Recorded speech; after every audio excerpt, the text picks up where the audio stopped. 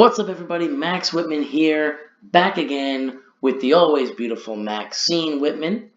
Yay. Hi, guys. There's Maxine. And we are here. We are ready for Monday Night Raw.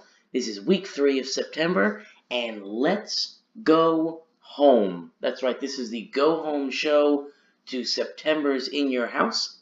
We've got the conclusion of our number 1 contenders tournament coming up tonight. That's on this show. But let's get right into it. Let's find out what's going on with with HBK and Diesel, and let's find out who's taking on Bret Hart at In Your House for the World Wrestling Federation title. Let's go home. Let's go home. That's the last show before the pay-per-view is called the Go Home Show. So it's Let's Go Home. It's basically, this is the show that's taking you home to the pay-per-view. Okay. Driving you to that climax. Exactly. And speaking of driving to a climax, we are joined by Sparkplug and Jeff Hardy here. Oh, Lord. And they're back in. We missed them last week, but they're back this week. What are they up to, these two fools? This is basically, Jeff went and found Sparkplug. They're not doing a driving lesson today. Thank God, because it's always been awful so far. Well, Jeff goes and he finds Sparkplug, and he's going to tell him, hey, man, I understand your feelings towards new drivers, but I'm not that kid that ran over your puppy. I'm not that kid that ran over Road the dog. He had a dog named Road the dog? He had a dog named Road. The Road dog. You just messing with me, right? This is the storyline. This is real. Oh, okay. Real? I don't know if Sparkplug actually had a dog named Road. So this I highly doubt that Sparkplug actually had a dog named Road, and then somehow, by some crazy coincidence, we've created a storyline without actually knowing that, in which case Sparkplug actually has a dog named Road. Road dog. Road dog. But no. In Book It Better universe, Sparkplug has a dog named Road Dog, and it was run over by... You were here for the last episode. Oh, no, that was with... Professor. I was with the Professor, that's right.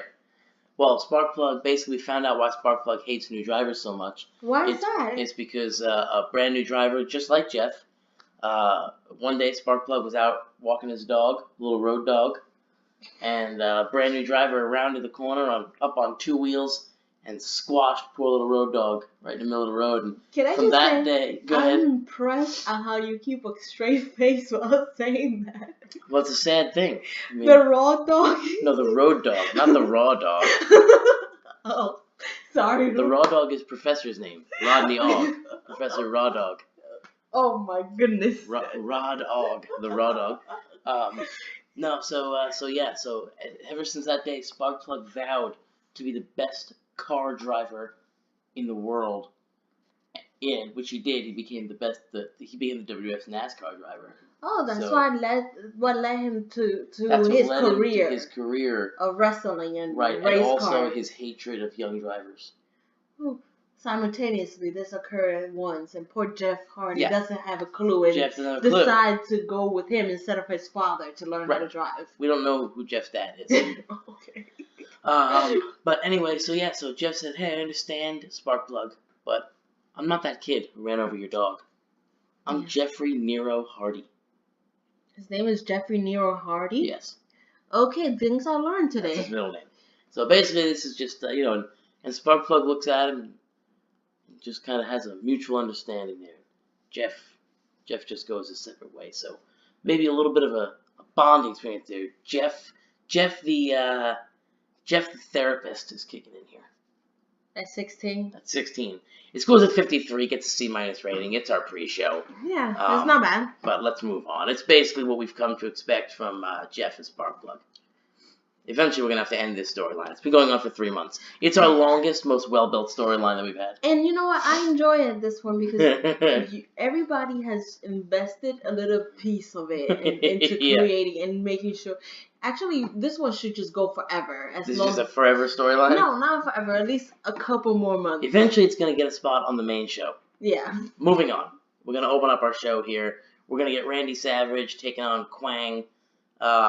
I actually booked this match because I thought we were in Puerto Rico. I forgot that we were supposed to be in Puerto Rico, but we moved from Puerto Rico to South Carolina So I thought Quang would get over with the Puerto Rican crowd. But he actually puts on a good show, even with Randy Savage anyway. Randy Savage, again, pulls a 93. Boy, he's good. Quang a 48. Yeah, Jesus, 48. he's bad. And that's about average. Not terrible. But Savage is going to get the win here. He gets the win in just under 10 minutes by pinfall. I wonder how they calculate, like, in-ring performance in the game. Like, how they base game-wise, every guy has, and I'll show you when this is over, when I can get to our roster page, but every guy has ratings for different aspects. So his athleticism, his brawling, his chain wrestling, his mat wrestling, submission, all that. And then he has a charisma rating. So all that kind of gets put together in a formula to stick out. Is it based on every year, like each year that they were, like, if this is based on Randy Savage in 1994, or is it based on his best year? Well, it's based on it's Randy Savage in 94, but his previous years get taken into it. It's basically how good he was in 1994. Okay. But not a projection of 1995 or 1994. No, it's not a projection. So the game will age people. Uh-huh. So he's in his 40s, so he'll start to decline. Mm-hmm. The game will actually age him. Okay. That's actually really good. Then. Yeah. So some guys can go into what's called time decline, which is where their matches start to suffer, and then eventually they get old enough where they reach that irrelevancy age, and then everything just kind of plummets after that. Uh-huh. So moving on to the next segment here, we get Savage and Chris Jericho again. Savage is accepting Chris Jericho's challenge from last week. Jericho's coming out and attacking Savage. Wait, what? He's attacking Savage? Yeah, so Savage is accepting the challenge, and Jericho's doing a run out, and he's brawling and he's beating up Randy Savage. I don't understand why my magical unicorn is doing that. He's an angry unicorn. He's an angry unicorn.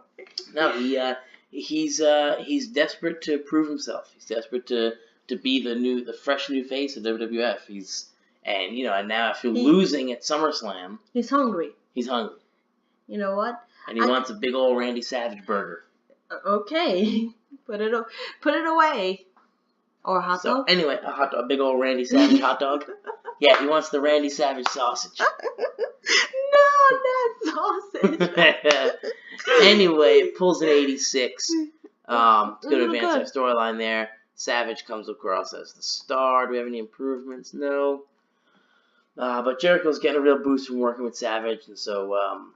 but it got the crowd hotter. Hotter, right. So basically... they're heating up. Exactly. You got it. You're catching on there. I'm learning. Let's go to our next segment. This is an angle with Diesel and Shawn Michaels. God, this game is a blowhard fan of Shawn Michaels. Yeah, because it's realistic. Oh, like you loving Shawn Michaels? Yeah, well, the guy was amazing.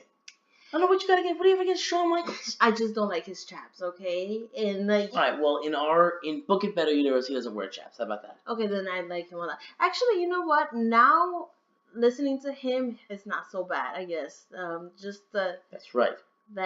Okay, not right. Bring it negativity out of here. Bring it down. Anywho, this is Diesel and HBK backstage. HBK tells Diesel, "Hey, don't worry about the Intercontinental title. I know you're a little pissed about that. But don't worry, because tonight you got Razor Ramon, and if you can win, you get Bret Hart for the world title. And I'm going to make sure you get that world title shot." Can we just agree now that Diesel is just a dummy? He's not a dummy. I mean, it's his friend. HBK is his friend. I'm hoping that Diesel has an angle in this situation and is trying to work against Shawn Michaels. You'll have to watch. Because at this point, I don't particularly... I kind of don't listen to the creative meetings because I actually want So this is kayfabe for you. Yeah, it's kayfabe for me. I want to make sure that I'm not so aware where things are going. Except when I threw an impa once about my unicorn. Unicorn? Yeah, I tried to avoid it just so I could get this feeling. And I'm hoping that he's not dumb, that he's actually planning and plotting to take revenge against Shawn Michaels because... Well, you'll have to watch and see. What he did wasn't necessarily wrong. I mean, he did what anyone else. But Diesel's in a world title picture now. So, if Diesel can get himself that world belt, does the Intercontinental belt really matter to him anymore? And ultimately, if Diesel has the world belt and HBK has the Intercontinental belt, maybe the two of them together have the tag team belts, now they're running things. World Belt, Universal Belt, is it the same thing or is one? So the Universal Belt doesn't exist in 1984. Okay. So we have the World Title, WWF Title, and the Intercontinental Title. I can't wait until Baby Max in the future gets to see the Galaxy. The Galactic Title. Galactic Title, yeah. Because at this point, no, the Universal Title doesn't exist at this point, but if it did, it would basically be that World Title. Yeah, the World Title is the WWE title. Okay. It's in this case, it's the World Wrestling Federation Championship. It's the WWF title. Okay. This one pulls an 89. It's basically HBK telling Diesel, "Don't worry about it. I'm gonna make sure you get that win tonight." What type of rating is that? I think A has to be 90, not 89. I don't know. Okay. But a 71 is a C plus apparently, and that had Professor all sorts of messed up. He's like, "That's a D." I mean, he's right. It's almost failing. I know. We're not gonna argue about this because I once had a 65 in Jim and Dave's. Oh, sorry. So you failed Jim. Yeah. So you're sorry about failing Jim. No, I did not fail Jim. You failed Jim. You had a 65 in Jim. That's a failing. No, it's not. We'll discuss it. I'm passing based on your game, so that's that. Yeah. We're not going to say anything about the fact that you just used my shoot name on the show here. You let slip my shoot name. We have working names, Maxine. We have working names. I profusely apologize. Please don't. Anyway, I guess last time I apologized for not offending somebody. I guess this time you offended me. I offended by you. using my shoot name. I on all these. Apologize profusely. Use my shoot name on all these marks that are listening. Anyway, let's move on. Moving on to our next segment. This is Well Done versus the debuting Steiner brothers. So this is Rick and Scott Steiner debuting in a tag team match. They're going to pull a 76 rating against Well Done, which is pretty awesome considering Well Done are kind of two jobbers. They get in-ring performances of 81 and 82. That's really good. Yeah, so... Who are these guys? So the Steiner brothers they're a hugely popular tag team. They made their name in WCW. They spent maybe a year or two in WWF, but mostly in WCW. We're signing them here before they reached WCW. We got them from New Japan. So they were working over in Japan. Wait, New Japan existed back then? Oh, yeah. Oh, boy, I'm really ignorant about this. Yeah, New Japan existed. Okay. New Japan has been around for a while. Oh. Not as long as the WWF, but a long time. Huh. So we pull the Steiner brothers, and we are super pumped about bringing the Steiners in because we really don't have. We've been trying really hard to build that tag team division. We got Yokozuna and Crush over there. We bring in Sid and put him with Adam Bomb, but we do not have a babyface tag team to go against those guys.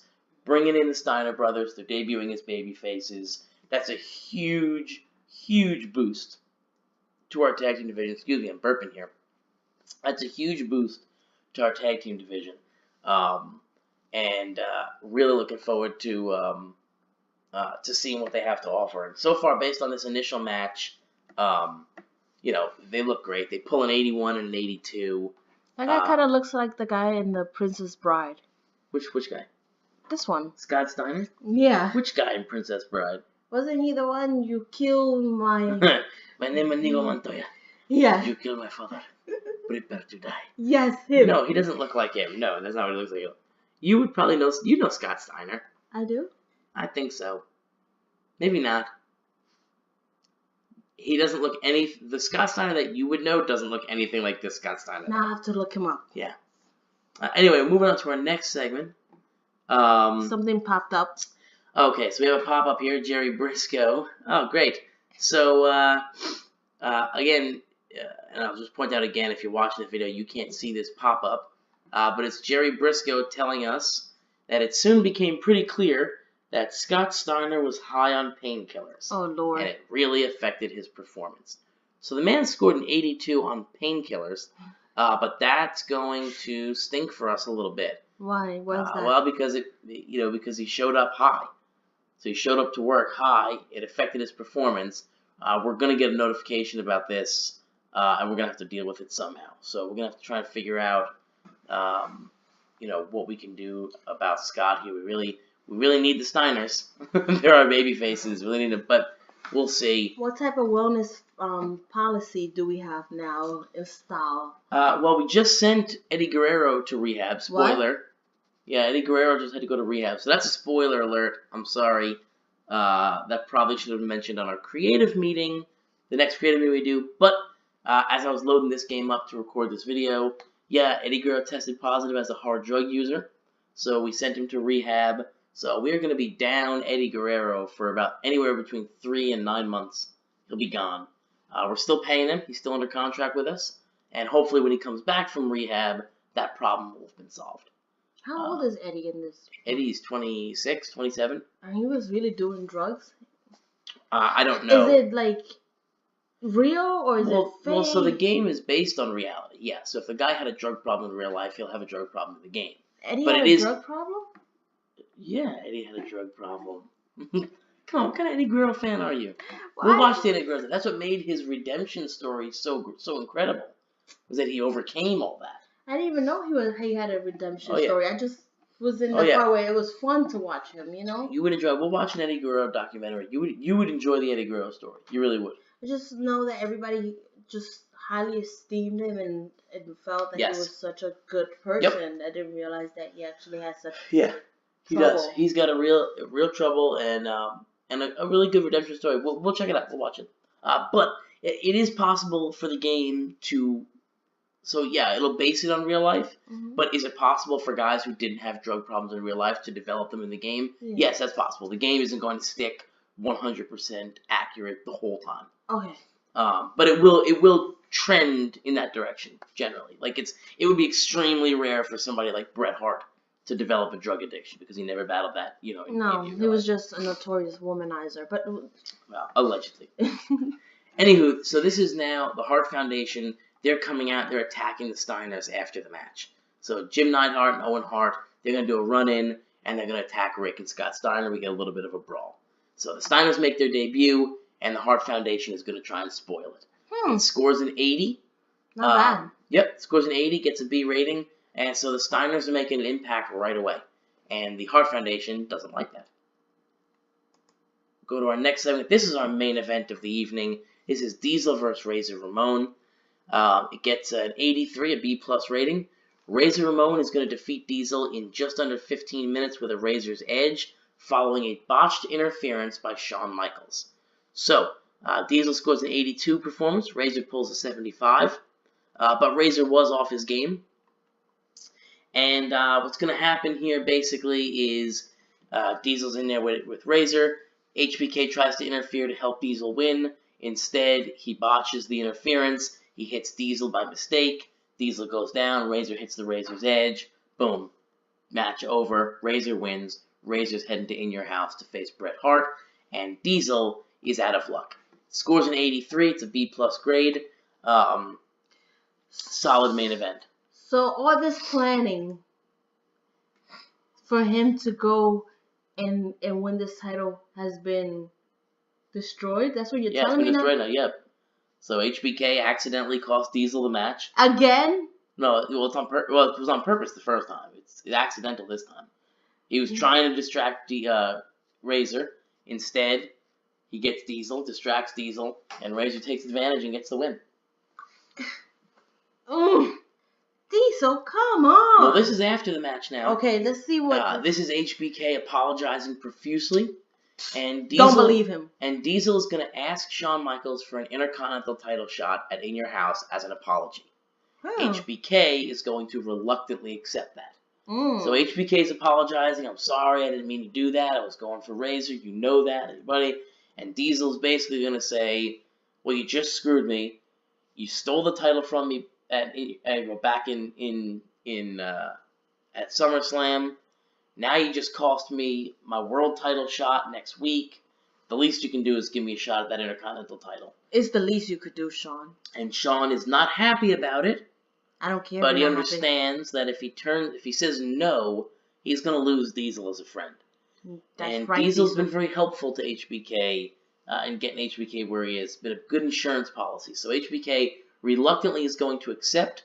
They're going to shake on it, and that match is going to become official for the Intercontinental title at In Your House. We'll get Diesel versus Shawn Michaels, and our main event of In Your House for the WWF title will be Bret Hart versus Razor Ramon. Diesel, do not be a pawn in his game. You strike out and you move him and strike him out. What are you talking about? I don't know. What are you talking about?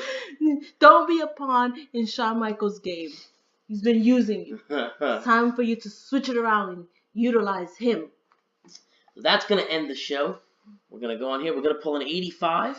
Another good show rating. A real strong go-home show. It's going to increase our popularity in 12 regions. So yeah, that's what we've got. Good solid show. I like it. It's a good go-home show. It's leading us into In Your House. Rundown of the In Your House card. Bret Hart will be defending his world title against Razor Ramon. HBK will be defending his Intercontinental title against Diesel.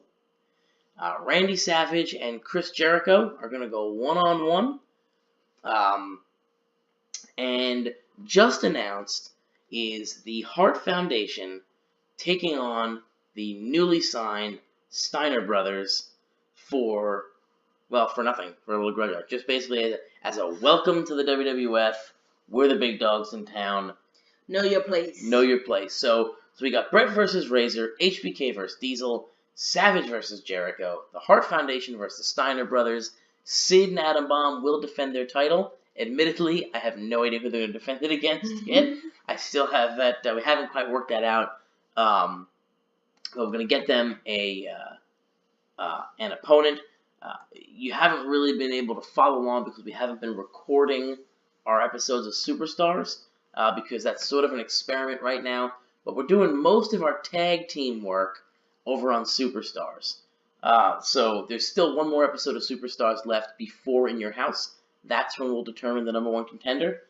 We've not been recording those. It's still kind of in an experimental thing. Technically, Superstars is still our B show, but we're using Superstars as our tag team focused television show. What's Superstars? Superstars is it's like Monday Night Raw. It's a TV show. Okay. It airs on Thursdays, and it's a B show basically. So it's where all your lesser guys go. But because we have a developmental now, we're not using our B guys, so we're using, and because we don't have enough space on Raw, although we have talked about expanding Raw to 2 hours, but I like the 1 hour format. I wish it was 1 hour now.